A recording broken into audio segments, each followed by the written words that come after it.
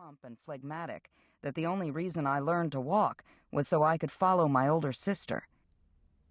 Some of my earliest memories are of wandering down a street of old Dutch colonials and long-leafed pines, the backs of a covey of 8-year-old girls half a block in front of me, the demand from the one at their center carrying on the breeze. "Bridget, go home! Go home now! You can't come!" I'm always a little breathless when I run with Meghan on Saturday mornings, but I'm accustomed to it now. "Listen and learn," she has said to me since we were in high school, and I always have. "How weird is it that we were at the same dinner party last night?" she said one overcast March morning as we began to trot down the park drive in tandem, and I tried not to hear that long-ago plaint in her comment. "Go home, Bridget. You can't come." It had indeed been strange to enter a vast living room, beige velvet and impressionist paintings, and see her at one end nursing a glass of sparkling water. Our hostess had attempted to introduce us, since no one ever suspected Meghan and I were related. Then she had disappeared to hand off the bunch of anemones bound with ribbons I had given her at the door. "God, flowers, Bridge?" my sister said, running around a stroller-sized class of new mothers trying to trim their baby bodies. "I couldn't believe you brought flowers to a dinner party. That's the worst. With everything else you have to do when people are showing up, you have to stop to find a vase and fill a vase and cut the stems and then find a place for them, and if they're blue, Jesus, I never know where to put them in our apartment, and then... How is it possible that you can make bringing someone flowers sound like the Stations of the Cross? Sometimes I just leave them on the kitchen counter and toss them with the leftovers." I knew this wasn't exactly true. Meghan had long had staff to toss the leftovers, and the people from Feeding Our People, the big society starvation charity, sent over a van to pick up the excess food from her larger dinner parties. "Just bring wine. Even if they don't want to use it, they can put it away for cocktail parties, or wait and send an orchid plant the next day. I don't know why, but every damn living room on the East Side has to have an orchid plant. I think they're creepy, like big white bugs. They don't look like flowers at all." "I thought you loved them. You always have one on that chest under the windows." "What can I tell you? I'm a slave to fashion." We always see the same people when we run.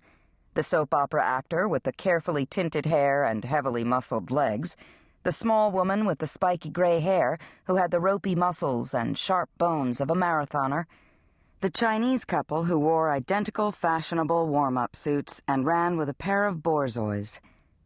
One of our regular anorexics streaked past us, collarbone draped in the shroud of an extra-large Harvard sweatshirt. "You know that woman who does the financial news, Grace Shelton?" Meghan said. "The one with that great haircut?" "I don't understand why everyone says that. That haircut is not that great." "Okay, fine. What's the point?" "Someone told me that she doesn't eat anything except apples and Triscuits."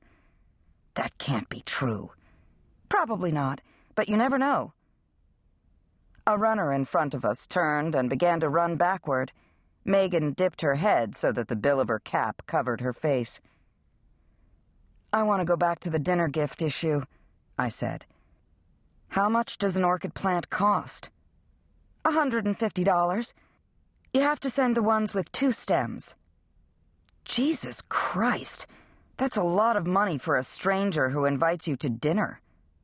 "Accepted and acknowledged," Meghan said. Like the aunt who raised us, Meghan has a variety of expressions that she uses constantly, and whose meaning is somewhat obscure on their face. This one has endured for decades. I think it was even beneath her yearbook picture. Once she told me it meant, "I know, but I don't care." On the sidewalk, glittery with mica in the late winter sunlight, a solitary glove lay, palm up, as though pleading for spare change. Meghan barely broke stride as she lifted it and blew through the doors of her building. "Good morning, Ms. Fitzmaurice," the doorman said. The modern honorific was articulated plainly, a sound like a buzzing bee. The building staff know our Meghan. "Can you see if someone dropped this?" she said, handing over the glove. "It's a shame this late in the season for somebody to find out they're one short." "Of course," he replied. "I'm such a good citizen," she muttered as we got into the elevator and Meghan took off the baseball cap that shaded her face so conveniently. "Oh, get over yourself," I said. "I am so over myself." As if. We are creatures of habit, Meghan and I. At the diner, we have Western omelets and rye toast. At her house, we have oatmeal and orange juice. This works fine because we live in the city of habit. New York is so often publicly associated with creativity and innovation that outsiders actually come to believe it. The truth is that behavior here is as codified as the Latin Mass. The dinner party the night before had been no exception. The dining room walls glazed red, the tone-on-tone tablecloths, the low centerpiece of roses and some strange carnivorous-looking tulips, the single man on one side of me. "I hear you're a social worker," he said as we both lifted our napkins and placed them on our laps, as so many had said before him. That was best case, of course. At the home of one donor to the women's shelter where I work, two men who were equity traders spent an entire dinner talking to each other about the market within spitting distance, literally, of my face, bent so close above my dinner that I couldn't reach my bread plate. At the duplex apartment of a woman who worked with my brother-in-law at Sensenbrenner Lamont, I'd turned to the man on my left and asked, "How do you know Amelia?" and watched his face crumble and tears run into his beard. Everyone at the table ignored the display as he talked of his wife, who had been our hostess's college roommate and who had left him for a well-connected lesbian who lived in London.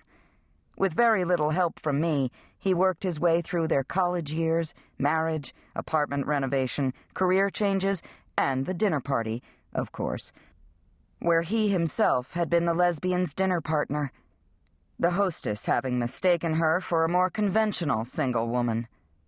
He had invited the woman to their home for brunch because the two shared an interest in fiesta wear, an interest his wife had never, in his words, given a tinker's dem about. "Oh, God, he's gay himself," Meghan had said at our next breakfast. "What kind of straight man even knows what fiesta wear is?" In the face of his grief and rage, the table had fallen silent, except for the torrent of words from one stay-at-home mother who was doing a monologue about her child's learning disabilities. It wasn't always that bad, of course.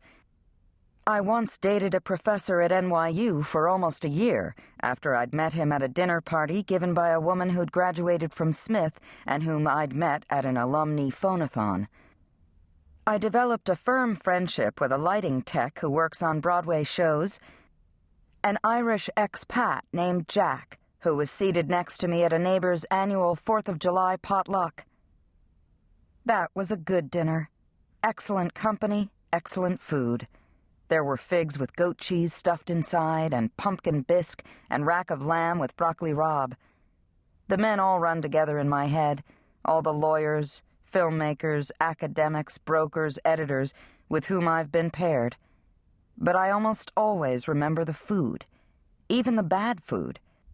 There was a lot of that in the early days, before all around me grew rich, while I moved from a studio to a bigger studio, to a small one-bedroom, to a one-bedroom with a window in the kitchen. That window that will be presented by brokers to apartment supplicants as though it were a fresco by Michelangelo. As, by Manhattan standards, it is. For some of us, the kitchen with the window means we have finally arrived at some precarious level of prosperity. For others, it was a momentary triumph, a way station between the first book proposal and the third bestseller, the summer associate's job and the partnership, the husband who teaches comparative lit at Columbia and the one who runs the big brokerage house. One moment